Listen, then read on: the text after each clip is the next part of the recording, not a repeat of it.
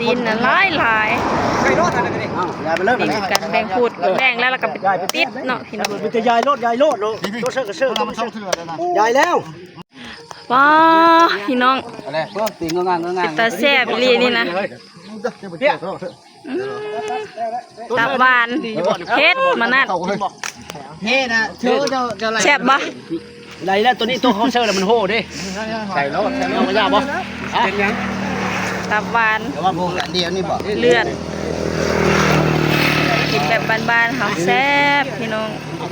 เขาแซ่บขึ้นที่ผู้มักเสือเพสดๆเลยกับสบายดีสวัสดี FC ไทยลาวเบอร์ทุกคนทุกท่านเด้อสาวผู้ไทยยินดีต้อนรับเข้าสู่ช่องแม่เลี้ยงเดี่ยวชาแนลเนาะ FC เนาะวันนี้ก็พา FC มาเบิ่งอยู่ชาบ้านสาวผู้ไทยกับตกปูดงัวอีกแล้วพี่น้องตกปูดงัวปูดละ500นาะตะกี้เพิ่นว่าสิเฮ็ดปูดละ 1,000 บาทตอนนี้คือสาวผู้ไทยก็มาฮอดบอนค่างัวแล้วทุกคนคือบ้านสาวผู้ไทยก็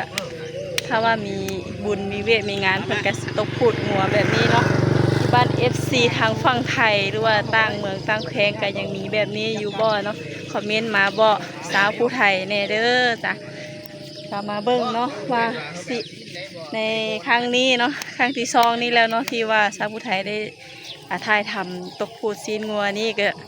มาเบิ่งว่าครั้งนี้นี่พูดละ500นี่สิได้เฉพาะซีนเฉพาะเนื้อนี่สิได้จักกิโลเนาะแล้วก็บ่รวมทางเครื่องในบ่รวมทางกระดูกนะเอามาตามรับชมต่อไปเนาะซีนก็งามเด้อทุกคนนี่ค่ะเสือห้องให้เสือห้องให้เสือห้องให้และแม่นเพิ่นในอยู่ส่วนหรือของมันอะไรนะอยู่ในบอนเอิกนี่ในบอนเอิกมันหน้าเอิกมันบนหน้าเอิกมันนะแล้วเขาว่าเสือห้องให้นั่นแหละแบบนั่นแหละกันกับคนนั่นแหละกินดิบบ่คนเขาก็มักนั่นเอิกนั่นก่อนแล้วเขาจะหิ้งโคมนั่นก็ไอ้โหดก็ว่านั่นเลยเราก็ว่าเขามึงเด้คนก็พึ่งคนเท่าเลยว่าใครมีว่าก็ไม่ได้โหเนาะมันก็แม่นแล้วเขาก็มักตัวบอลน้ำบอลเอิกนั่นแหละก่อนแล้วจำแจ้วจำเลือดนี่บ่แล้วฉันนั้นคนเอาเพ่เอาบีเซอร์ก็คือหัวแจ้วกินกับข้าวกับนี่จนว่าสีมาต้นเลือดลูกต้นแล้วผู้มาต้นกับต้นนี่ดิชิมแล้วแต่ผู้มักผู้มักเสือเพสดๆเลยแซ่บสินค้ามันพี่น้องก้อนงามๆเลยสดๆเลยนี่ทุกคนยังอุ่นๆอยู่ต้องต้มน้ำเนาะซีเนื้อสดๆเนื้องัว2 ตัวไปได้พี่น้องเลยว้าพี่น้องตาแซ่บอีหลีนี่นะตับหวานเผ็ดมานั่นเฮ้นะเชื่อจะอะไรแซ่บบ่ไรแล้วตัวนี้ตัวเขาเสื้อมันโหดิใส่แล้วไม่ยากบ่เป็นยังตับหวานแต่ว่าพวกเดียวนี่บอกเลือดกินแบบบ้านๆเขาแซ่บพี่น้องเขาแซ่บขึ้นที่ผู้มักเนาะแชมบุรีกันเด้อ FC เด้อของแซ่บขึ้นอยู่ที่ผู้มักเนาะอิ่มเลยเนาะเอาตัวนั้นเชื่อเอาแล้วใช่ไหมไม่ใช่ไรนะนี่ติดเรื่องอะไรมันตั้งไหนนะเฮ้ยแด่เพื่อนอย่างนั้นทางตะหวานทางคันเทนา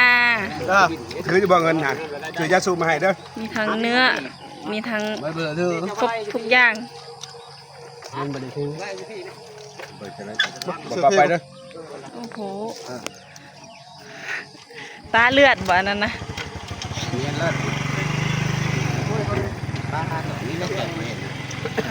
แซ่บเลย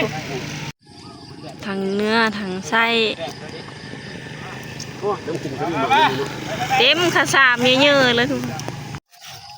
นี่เพี้ยก้อนเลือดนะสาวผู้ไทยกะจีเชือทง22 ทง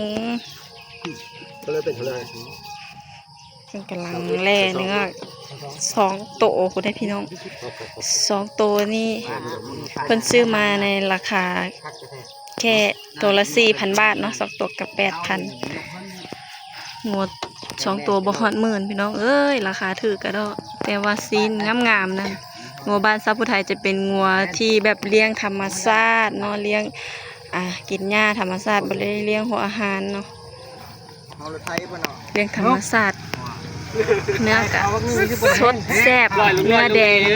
เนื้อสีชมพูอมชมพูงามพี่น้องไปเฮ็ดซอยจุไปเฮ็ดลาบเนาะแล้วแต่ผู้มักสิเฮ็ดกินแบบใดยังสิแซ่บ 2 เทื่อเนาะตูดแปตักตอนฮะก็เลย เสื้อคู่นั่นนี่ แล้วเพิ่นก็สิมาตกพูดใหญ่เป็นพูดเนาะแล้วก็สิติดใส่สิ่ง ชื่อ 1,000 บาทนี่มาลุ้นกันว่าครั้งนี้นี่สิได้ซีดจักโลพี่น้อง 1,000 บาทหรือว่าพูดละ500เพิ่นสิพูดละ500นี่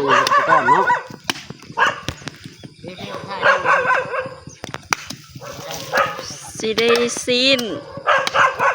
500นี่สิได้จักกิโลไม่รวมเครื่องในไม่รวมกระดูก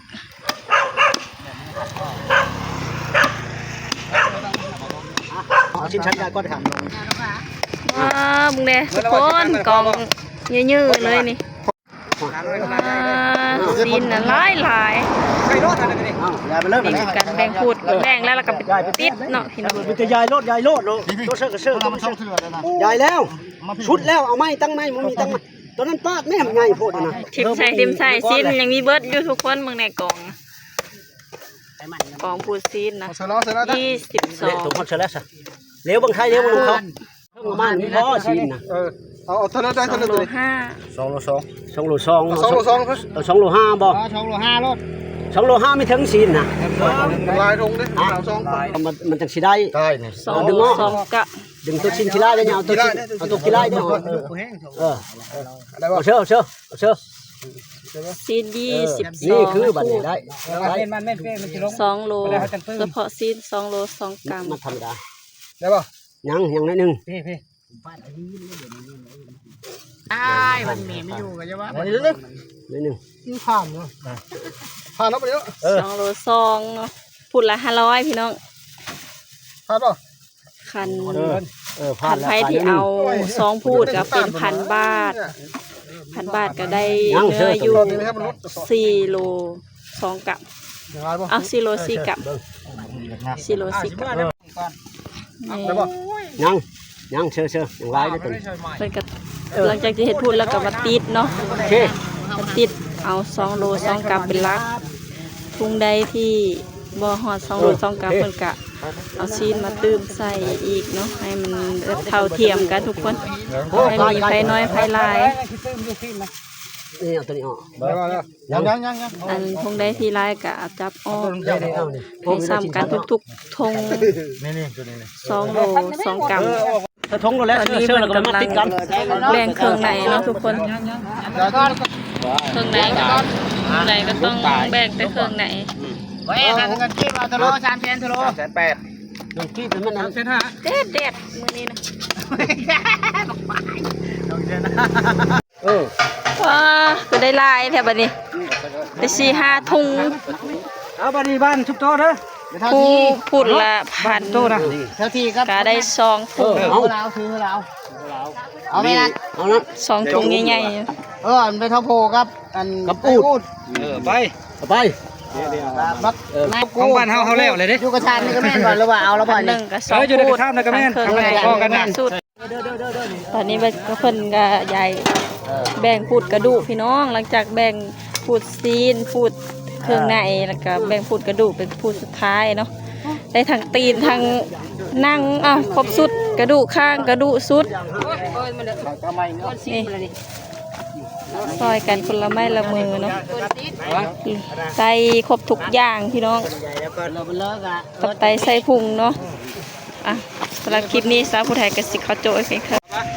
สำหรับคลิปนี้สาวผู้ไทยก็จะได้จบไปเพียงเท่านี้เด้อ FC เด้อวันนี้ก็พา FC มาก็พูดงัวอีกแล้วเนาะพูดละ500เนาะก็ได้ซีนคนละ 2 โล 2 กรัม 3 กรัมคนแหละค่ะคนได้ที่เอาพูดละ 1,000 ก็คือได้ซีนเฉพาะซีน4 โล 4 กรัมบ่รวมกระดูกบ่รวมเพี้ยบ่รวมเครื่องในเนาะคือได้หลายที่สุดเลยพี่น้องทางบ้าน FC เชื่อแหละ ได้1,000นี่ได้ซีนเท่าไรก็คอมเมนต์มาบอกเด้อเนาะ บางในครับ เอาไทยก็เอา 1,000 บาทเนาะไว้เฮ็ดแห้งย่างกินไปเฮ็ดลาบเฮ็ดก้อยกินบัดเกี่ยวข้าวแล้วก็เฮ็ดลงทางกระถานเนาะขอบคุณ FC หลายๆที่ก็ติดตามรับชมคลิปสาวไทยเป็นกำลังใจให้เด้อสาวไทยตลอดเนาะอ่ะขอบคุณเด้ออันนี้พ่อแก่ได้นี่เอาขอบคุณสบายดีพ่อแก่ชิ้นงู